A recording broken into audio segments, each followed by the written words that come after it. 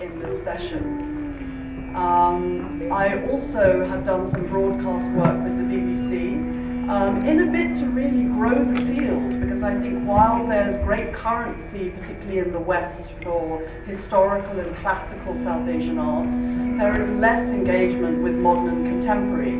And modern and contemporary really still remains largely the preserve of London, New York and Paris and the Western centres. And it's a bit to change that we are trying to grow the field and grow the understanding of contemporary cultural production in other parts of the world. Which is why it's very exciting to be here today to talk to Sheherezade about her work.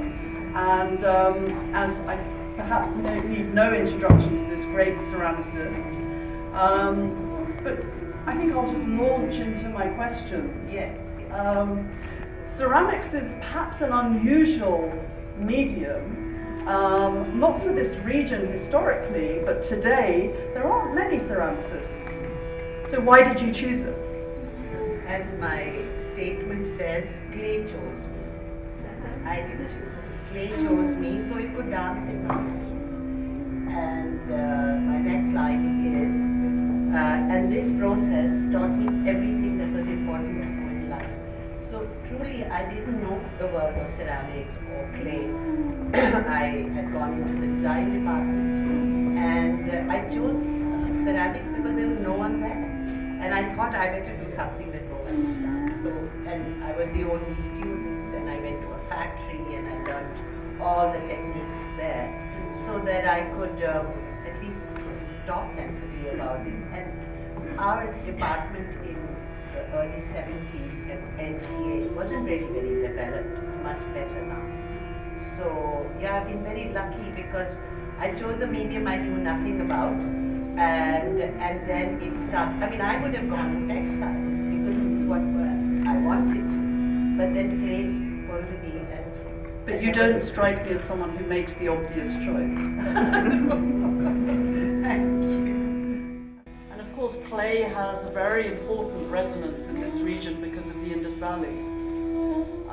And working with. I tell the people, excuse me, that Sona that just talked in hall 6 about the treasures of the Indus. She made a 1-hour BBC documentary, which is just brilliant, but we couldn't see it, but we will, inshallah. It didn't work. But, so she has so much, and you said you had already studied material culture for at least 20 years. South Asian material, or more.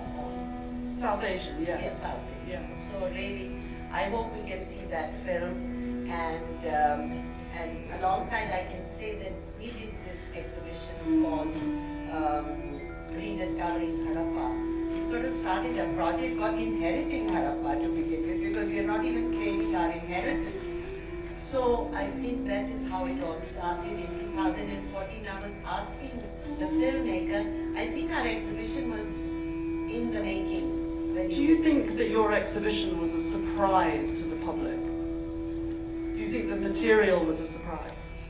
I think so, because especially children. I think more than anybody else, it was the school children who really owned what, because each came, they made a seal, took it home. We had a very good educational outreach program. So I think it was the children, over 5,000-6,000 children came. Plus, these are the schools that we know about. The schools we don't know about also came, because the whole museum is in an area where there's a lot of small local government schools that can pour into the Lahore Museum. It's the most popular place in the city, tourist place in the city, and the zoo. These are the two places. So I'm so glad we were able to do this exhibition, and I hope we can still do something in the future, because the material, the whole stuff is there. Well, I think it's really important, given that art history isn't really taught in this part of the world. It's certainly not really taught in India very widely, and I don't think it is here. So how do practitioners get a sense of their own history and the history of ideas and the history of practices? So I think it's really, really important to try and place your work within a broader narrative. Would you agree? Absolutely, and it was 2006. I've been away from Lahore for many years, and I came back and I had to participate in a clay symposium, and I was reading the keynote address, and that's where I meet this potter from Harappa.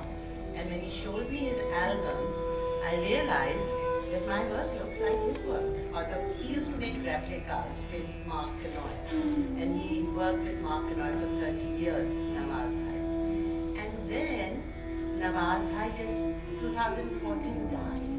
And you know, I had planned to bring Harappa with Nawaz Bhai to India. I was sure that I was going, that was I was assigned there.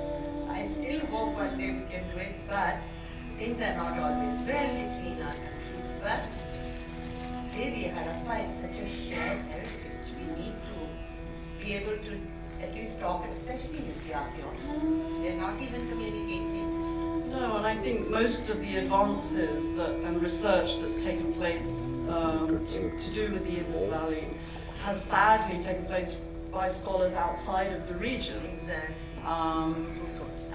Mark Canoyer is at the University of Wisconsin. There are great scholars in Italy and France. But really, they should be coming from here and from India. That's what we hope. And in the effort, I teach children all the time about Harappa. In fact, I have a slogan, I belong to Harappa and Harappa belongs to me. All the children say this over and over again, so that they can remember. So how important do you think acknowledging that long trajectory of history is to your identity as a modern Pakistani? Well, you know what you talked about, it's the acknowledging and claiming this diversity that has existed for 5,000 years. And it's still, Lahore is still made up of the same mix. There are people from Hunza and Chitral and the people who bring the stones to Harappa. They're still coming and going, Afghanis, and so it's been a melting pot. Lahore has. So I think we need to recognize, as you said, this amazing diversity that's existed and we are not quite aware of it, and we don't celebrate it. The thing that amazed me going to the Indus Valley is actually what wasn't there. So for a city, urban landscape on that scale, so cities of probably up to 80,000 people, there was no, which was contemporary with the pyramids, there was no massive temple, there was no evidence of a ruling theocracy or a single ruler. So in a contemporary sense, you would think of this as a much more egalitarian society, which really counters the kind of popular narrative of perhaps this region has today in the wider world. And I think that, you know, understanding that and acknowledging that is a real gift to the world that the world needs to appreciate.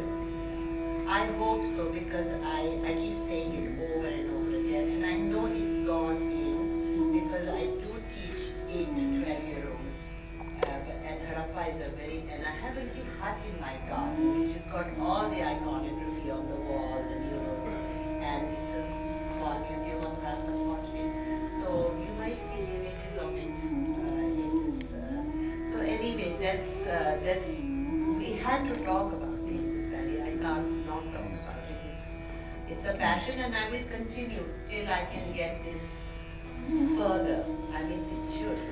But I also see a lot of East Asian influences in your work. Oh yes. You have to start with Japan. Right. Especially if You're working with ceramics. Yeah. And also, I wasn't aware of Harappa at that time. You know, I knew, I'd been to the museum, I'd drawn, but you know, I didn't absorb, like people normally don't absorb or claim it. And I saw Nawaz, he opened my eyes, and of course Mark Canoyer's work is so amazing. He put a flavor for us to look at. And I'm sure that in generations to come there has to be more work. Especially, I hope there'll be more exhibitions, because unless we show the value of that, inshallah, I hope so, yeah. So have you been to Japan? In 1960, 70.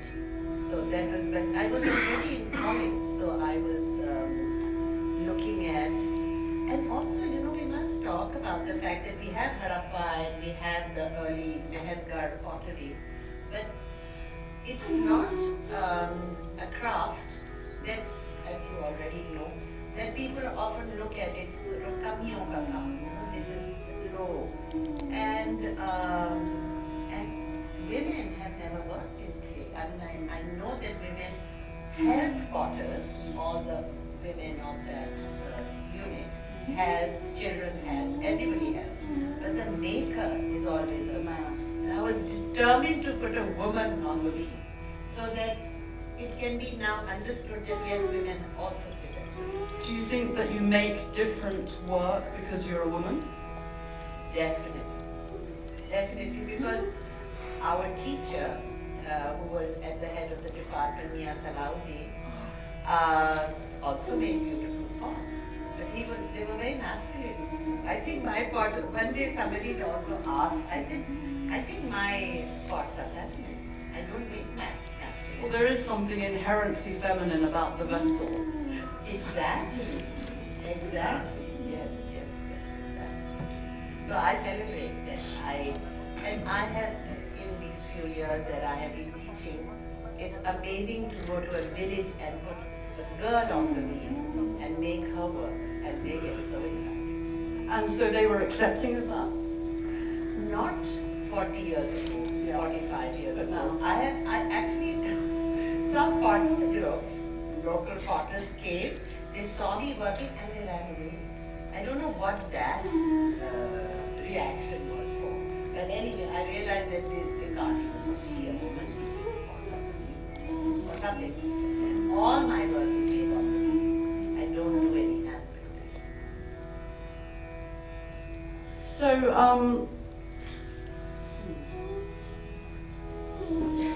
I wanted to talk a little bit about Sheherezade has this incredible family pedigree because, of course, she was married to Zahura Lakla, who is one of the greatest artists of Pakistan's history, and who was sadly taken from us with your elder daughter. Painful as it might be, I was wondering if you could touch a little bit on, I know that family environment of coming from a group of people who are makers. I'm wondering if you could talk a little something about that. Well, it's interesting, so many things come to mind, but I was very, very lucky to have a family where each one of us had a medium of expression, and I thought we were all storytellers. I love, with my name, Sheherezade, I'm a storyteller, most likely, and most of the time I love to talk. And Jahana was a Kathak dancer, who was also a storyteller. Noorjahan is a filmmaker, who was also a storyteller. And Zahoor, hard to describe Zahoor. Hard to contain him. But we all told stories. Yeah. It is about Which is so much part of the South Asian tradition. exactly. The sitting and telling of stories and sharing of stories, receiving stories through multiple mediums, the retelling of stories is something that the whole of the subcontinent does. Absolutely. It's wonderful to have that rich heritage. By the way, you know that Asma Jahangir said that heritage was a human right. Isn't that an interesting notion? Well, I would absolutely agree. Yes. Yeah. And I salute her for saying that. And also saying that environment is a human right. Yeah. And you don't think of it like that. Well, I think these things are in jeopardy these days, and it's even more important to reclaim them and hand them back to people and remind them that people need to feel a sense of ownership in their own culture. I think too many people, perhaps in this part of the world, become divorced from their cultural heritage. And one of the things I try to do in Trust of the Indus was celebrate this vast genetic pool Yes. that this subcontinental land is. And that's what gives it its richness, not a monolithic identity. We need to talk about it all the time because it just makes our own material culture so interesting. We have to look into it, but I think it started, when I started saying heritage, very few people said it. But now in the last 20 years, it's happening. There's heritage festivals and stuff like that, so it's really good. I'm sure, I'm very hopeful because don't you think in this mass media world, people want more authenticity about themselves? Well, they want it and they need it. That's Because everything is so fleeting. Yeah. I think these days we are used to seeing ourselves reflected very quickly in so many different media, on iPhones and social media. But you need something that's more lasting, that people can hold on to. And I think that's what art and material culture does. And the whole discovery of yourself through your heritage is can give more pleasure to identify with something that's yours, especially when we've been robbed of it so badly. And we're still reading from it. Affected. The language is because of. But I think there is an awareness. I think on a global level, there's more consciousness than there was because everything is ending. I don't know what's happening, but something. Well, I think these are very turbulent times, but I think the thing to remember is that when things are very turbulent, it's also that when you have the opportunity for the greatest change. And regeneration. And regeneration. Yeah, for sure. So I wanted to open to questions from the floor if you Yes, have. yes, sir. Is there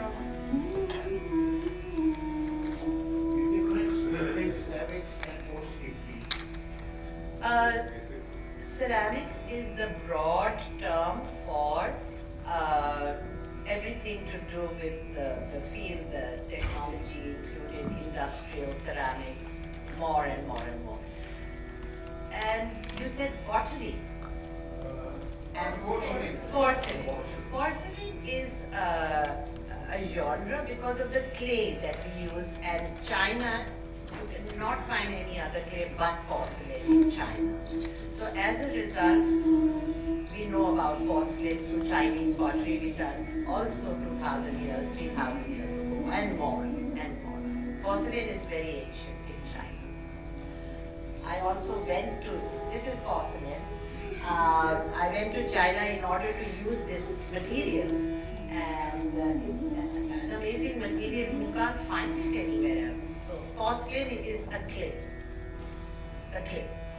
But you see, in ceramics also we work with clay. Yes, but there are many clays. You work with earthenware, you work with stoneware, and then you work with porcelain. You can work with many materials. Yes. Many different clays. I had a question looking at these images. There's also similarity with ancient Korean pottery, and they had quite a lot of linkage with the Gandhara because there was a lot of interchange between the Buddhist civilization of Gandhara and Buddhism spreading to the Korean peninsula. Well, actually, the Buddhism that stretched right across East Asia traveled there via the Silk Road through northern Pakistan, through Gandhara. So I've used the study with the Korean Actually, I have studied all the ancient ceramic legacy, and I love old ancient pots. I think I'm an ancient. And because I'm drawn to things ancient, but I'm also drawn to things Japanese. So Korea, Japanese, China, Southeast Asian influenced me because those were my only pot, because we don't have a glazed tradition in the subcontinent, and even Africa doesn't have. It's just some countries have such a developed glaze, and I unglazed pottery, you're at a very simple level of ceramics. The moment you go into glaze, you have to go into another technology, higher heat, different kilns. The Harappans had double chamber kilns, but they still didn't glaze. No, they didn't. But the glaze has come from Afghanistan because there was And Central Asia. Central Asia for sure. Through China, the whole thing, and Isfahan and Iran and Turkey, and so we have, but it hasn't really been used. I mean, on surface decoration, tile work, full of color, and turquoise and cobalt blue. So I have been through periods where I've done just turquoise pots. And I remember that there isn't one in this, but it's all right. So your work is really a celebration of that very syncretic tradition. Absolutely, absolutely. Because I traveled a lot, I went to a lot of countries, I lived and worked in other countries, so I've been able to receive from so many people. Yeah. Sheherezade? Yes. A question for you, or rather a request. I know a few years ago you went to China and spent some time there to the Jin factory there. Absolutely. Could you tell us something about that experience, please? Oh, it was just the most overwhelming. China is overwhelming. Have you been? No. It's just totally overwhelming because everything is in surplus. People work in surplus, produce in surplus, and not just in surplus, there's surplus of master craftsmen. I think that everybody is a master craftsman. I went to Xinjiang and I thought, okay, I will go and study the masters, whoever's a master here. Everyone is a master. They work so hard, they are wired into excellence, and they are all amazing. So that was one, the immensity of excellent craft, though sometimes you can see that it can get a little dull, but it's, and the other thing is, yes, I mean, and then you have to work as hard as the Chinese, which I don't think we were used to, I was used to, and I went after I was 65, so I thought, oh my God, I hope I can, you know, I thought I'd come back and call my exhibition 35 days and 55 steps. So every time I had to go to a studio, it was 55 steps. So anyway, I survived that, but really working in porcelain, I remember when I went to buy glazes for the first time, because I used to mix my own glazes wherever, or sometimes store-bought, but I went to the glaze shop and there were like 1,000 shades of anything you wanted.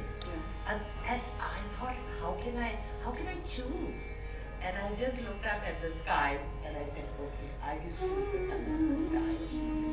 It is full of pollution, smoke, everything, and yet it's the most beautiful celadon kind of color. That's how I saw it. I had celadon and porcelain coming out of my ears at the time I finished. The elements are very important in your work. Yes, thank you for remembering. Yes, in my journey with clay, I realized I don't just work with matti. I work with water, I work with fire, I work with air. I can't do anything till my pot is dry. And so it can go into the kiln, and then I need air to fire the kiln. And so earth, fire, water, air, ether. Now I kept thinking, how am I going to tell children about ether? And I asked a musician. He said, ether is sound, ether is reaching. Actually, when we did the Harappa show, Rediscovering Harappa, when we had the ether room, and what did we put in the, we had the swastika there, we had actually symbols that are coming from the imagination, it's coming from intuition, it's coming from that etheric body that encloses our physical body, and we're always receiving through that body, and so it's a very real thing we never talk about. That's all. That ether is everywhere, and we had an Urdu word, kainat, or maybe it is. So So kainat is everything is included in the kainat. And so I think ether is that. So clay, of course, we are made of clay. We eat of clay, drink, everything sustained by clay. We grow because of clay. And of course, we live. So, explaining that was how I went further into the material. Water, we're 80% water, so everything that you have around you resonates with that liquid inside yourself. And children love to talk about their bodies and what's in it. And so then we talk about fire, I tell them about heating and cooling, but I talk about desire and passion that comes from the heart. So fire is good. So these are the words I've used to explain to younger people how to engage with the five elements and air, because we start our classes with breathing, so they know what air is doing to their bodies. It's very yogic, your approach. Yes. I think the Harappans were yogis.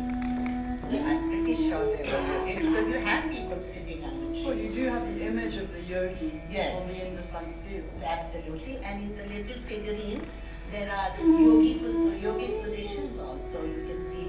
I'll show you some. Yoga, of course, comes from Sanskrit. That's right. Means union of mind and body.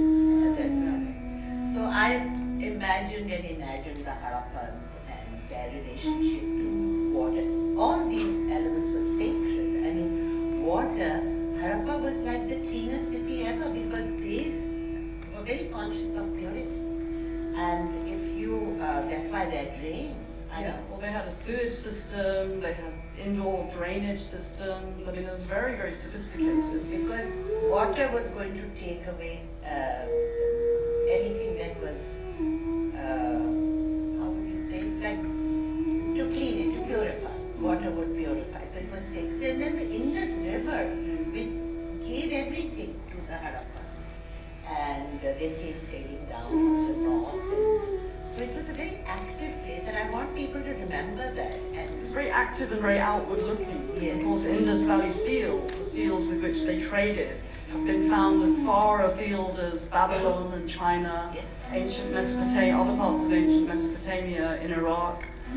So these people were very outward looking. And I realized through Samad Bhai and the replicas of how they felt, because seeing a shard is one thing, but seeing a pot that you can hug and touch, then you realize what it's all about. And I mean, also my work did look like that. I have always the mother goddess figure has got a big body and small feet. Most of my pots are big body. They are a bit like me also, And so I think we do make ourselves in pots as well. But I have been very lucky to have a most unique relationship with clay, because as I have written everywhere, that it has taught me everything which is important to know in life, including tragedy, including disease, including everything, because it is so wide. I mean, it holds traditional wisdom within it. If you touch clay, you actually become very quiet for the first few seconds because you're touching yourself. And I make people more aware of that because it's such a magical relationship. I mean, the subcontinent has a very long tradition of working with unfired clay. Yes. And for example, in Bengal, clay is used to create images of Hindu goddesses during festivals, and then they are submerged in the river and they are returned to the earth from whence they came. So there's this kind of sense of something being cyclical. You, of course, have decided to largely use fired and glazes in your work. But then it's amazing, after 30 years of experimenting with all the ancient Chinese glazes and copper reds and celadons and temukus, it was interesting. Suddenly I came back to clay and I didn't want to paint it anymore. I just wanted to show pure form, burnish it and read it, or just make a few lines on it. By the way, I just wanted to tell you, it's very good what you said, that about something how they return the clay back through the water into. You know, when I went through my tragedy, this is something I wanted to tell you, that it was clay. It was clay who helped me to walk through fire, which I was doing, because I was familiar with going through fire. My pots went through fire, so that was something familiar. And giving back to the earth was the first word I said. I wasn't in the country when this happened, and I was in Toronto, and I had to take that journey here. And the only word that I said to myself was, I have to deliver them back to the universe, back to the universe, back to the universe. And it kept me going. And then this whole fact of how I love Mati, and I was offering my loved ones back to Mati. And if you can call it, it was a little easier. Let's say it was a little familiar, because things crack and break through fire. I mean, you can go through all the things that human beings go through when my pots go into the fire. They also experience a lot of cleansing, purification. So I started to see so many things in this tragedy, which is now 19 years ago. And somehow, it's been, in that sense, clay has always been, you know, I couldn't really work with clay for the first 5 years. It was like clay was telling me there are other things you have to do. You put me on one side, you know enough about me, you keep going back. Yeah. But you have to, that's when I started working with the wood and trying to publish a book and make an archive of his work, which was very important because it wasn't going to happen otherwise. So these things happened and clay was always there. And I'm back. About 5 years later, I was able to come. So there seems to be a sense of capturing a memory. And clay as a teacher, I in my name card, it says clay is my teacher. It really has taught me everything. That was important. And I've braved through certain life-changing events. And even now, I have a disease that I'm learning to cope with. And also attending the LLF, which is very grateful. Yeah, I'm happy to be here. Excuse me.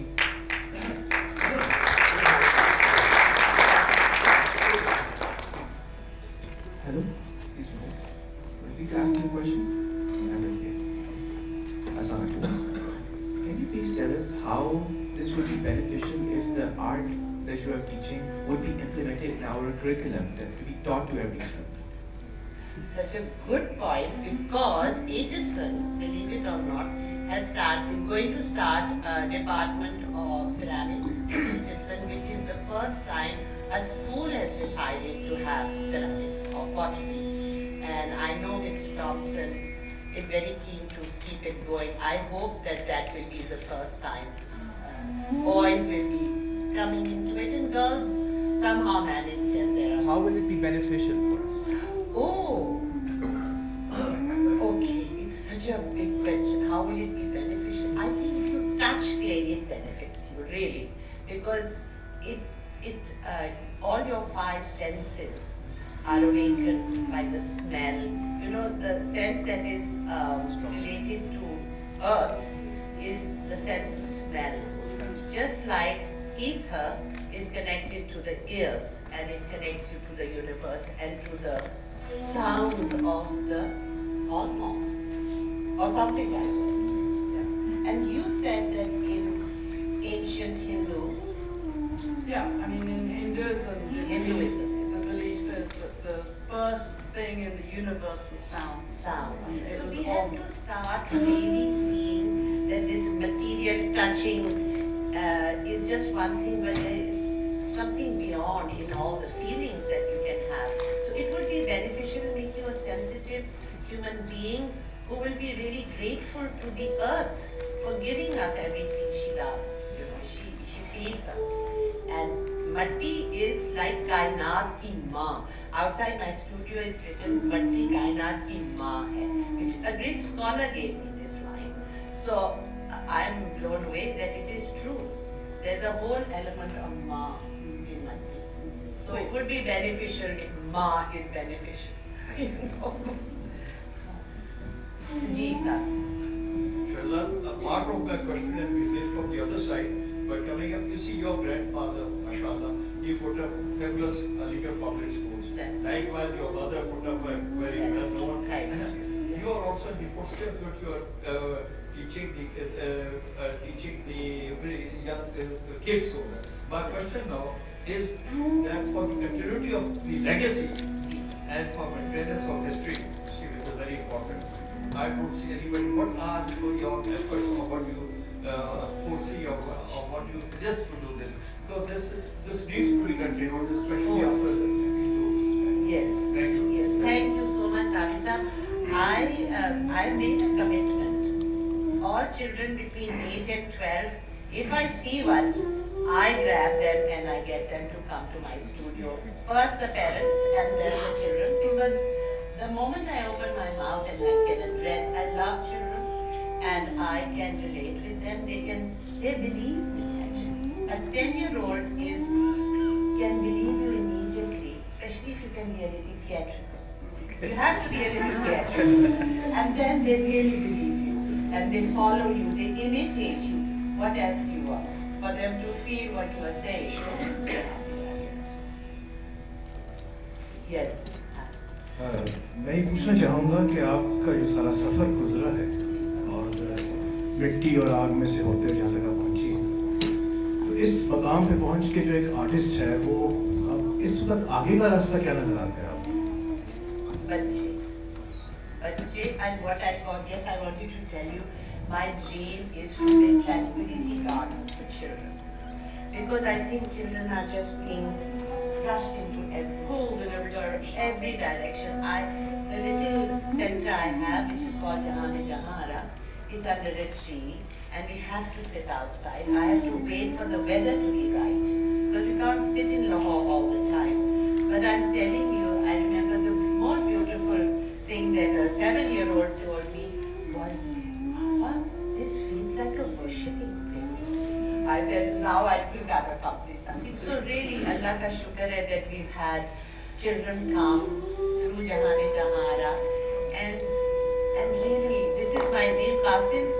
You have to continue this dream through designing, he's an architect, Tranquility Garden. It's amazing that you mentioned that, because that immediately reminds me, of course, of Tagore's great pedagogic experiment at Shantiniketan, That's correct. where all the lessons happen under the trees. Yes.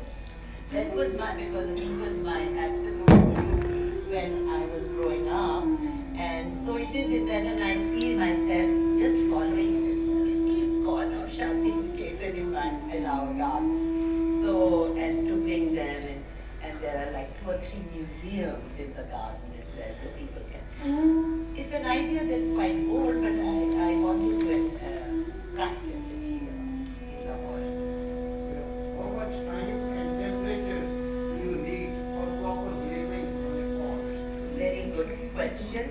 At least 900 to 1000 degrees centigrade, and then you can go when the glaze melts around that time, and then you can keep taking it to 1100, 1200, 1300 is for porcelain and celadon. So some of my work is in, and I've managed to get those temperatures. It was very hard to even make a kiln here. You mean you didn't have the technology? No. And so I've had to just make do. I mean, the pit kiln is fine for unglazed. And then I knew there's so much scope for glazing, and it's still very difficult because you can't find the material. Soon it will happen, because we are ties with Uzbekistan and Iran and Turkey are getting stronger, and there's so much work. That glaze is there, actually. They do. Turkey especially has amazing glazes, turquoise and showball, and color. Yes. How much time timing for? Timing, I think it takes 10 to 12 hours, because you can't hurry with clay. You have to take it very gradually so that it matures well, and then at top temperature. 10. So about 10 hours, 10 to 12 hours.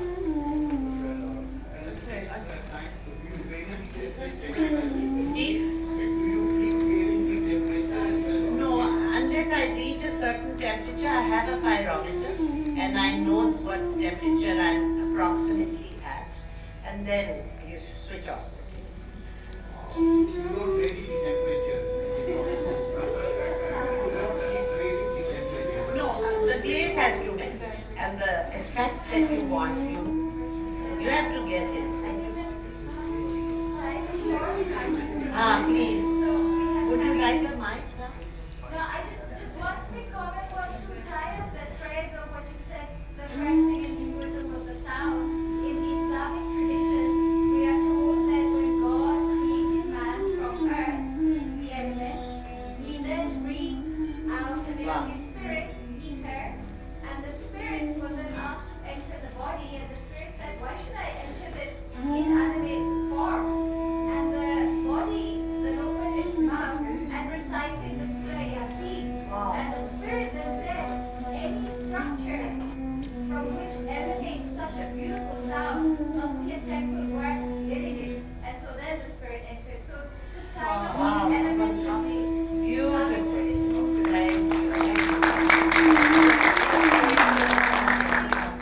So yeah,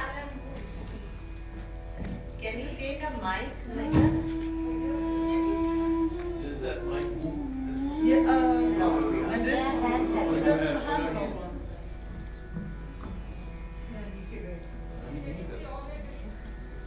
Just let me just. Nudrat, what Nudrat said should be said again?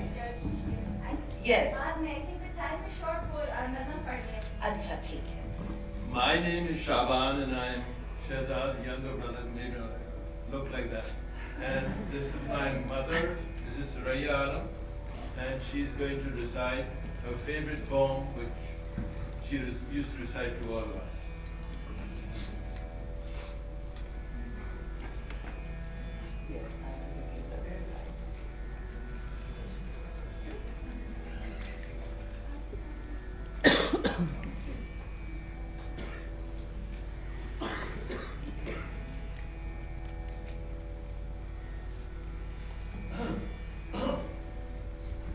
This is a poem written by Lord Tennyson. Alfred Lord Tennyson is the full name. The title is The Highwayman. The wind was a torrent of darkness among the gusty trees. The moon was a ghostly galleon tossed upon cloudy seas.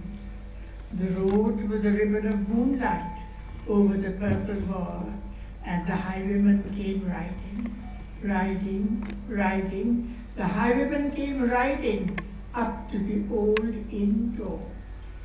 He'd a French cocked hat on his forehead, a bunch of lace at his chin, a coat of the claret velvet, and breeches of brown doe skin. They fitted with never a wrinkle. His boots were up to the thigh, and he rode with a jewel twinkle, his pistol butts a twinkle, his rapier hilt a twinkle, under the jeweled sky. Over the cobbles he clattered and clashed, in the dark inn yard. He tapped with his whip on the shutters, but all was locked and barred. He whistled a tune to the window, and who should be waiting there but the landlord's black-eyed daughter, Bess, the landlord's daughter, plaiting a dark red love knot in her long black hair. And dark in the dark old inn yard, a stable wicket creaked, where Tim the ostler listened. His face was white and peaked. His eyes were hollows of madness, his hair like moldy hay. But he loved the landlord's daughter, the landlord's red-lipped daughter. Dumb as a dog he listened, and he heard the robber say, "One kiss, my bonny sweetheart, I'm after a prize tonight, but I shall be back with the yellow gold before the morning light.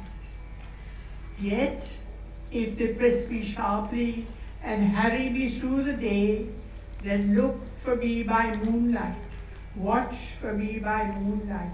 I'll come to thee by moonlight, though hell should bother me. He rose upright in the stirrups. He scarce could reach her hand, but she loosened her hair in the casement. His face burnt like a brand as the black cascade of perfume came tumbling over his breast, and he kissed its waves in the moonlight. Oh, sweet black waves in the moonlight, that he tugged at his rein in the moonlight and galloped away to the west. He did not come in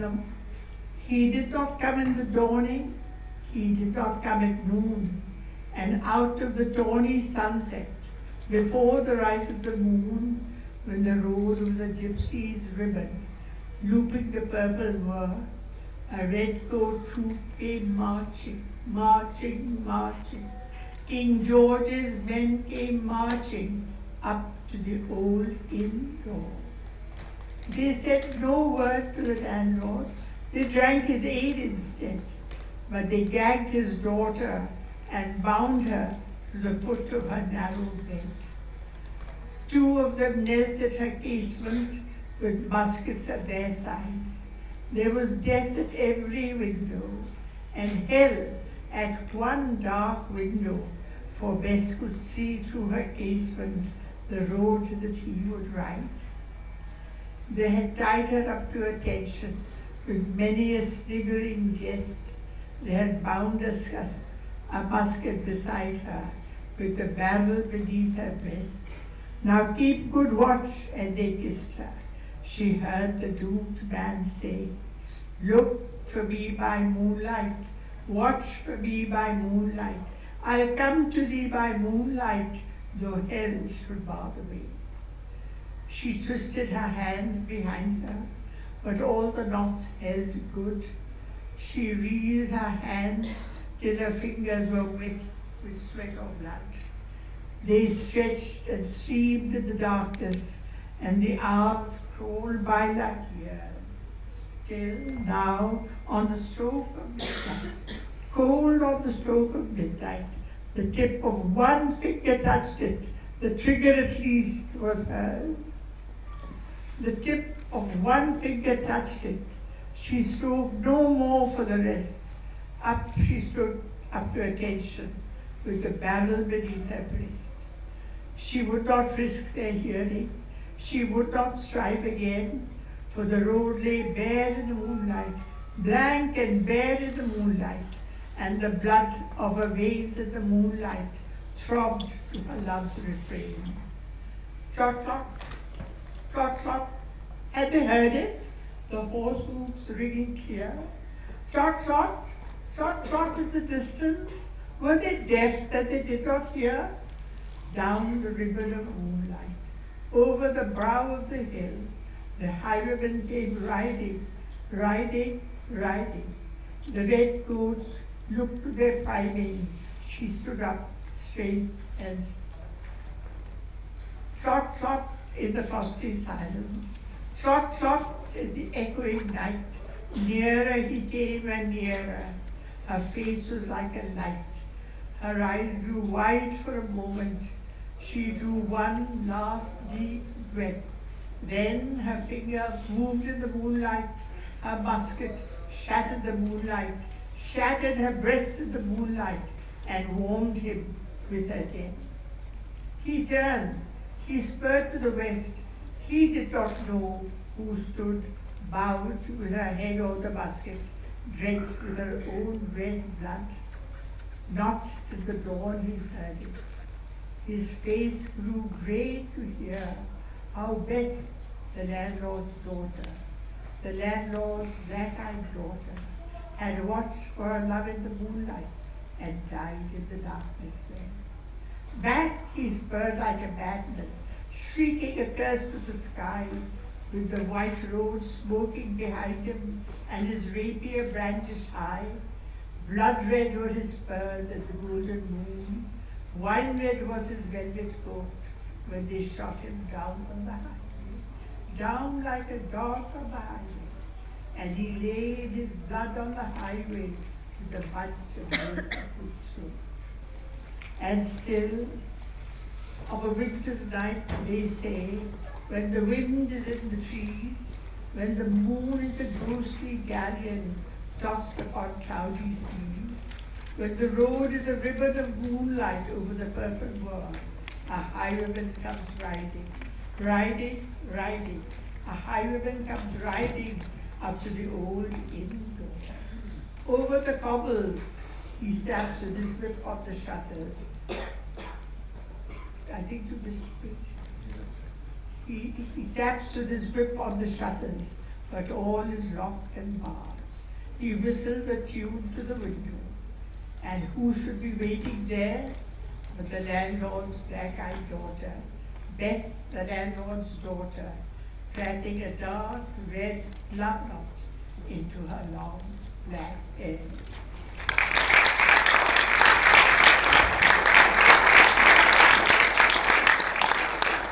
That was wonderful, thank you. And we all join in thanking this magnificent artist who's doing so much.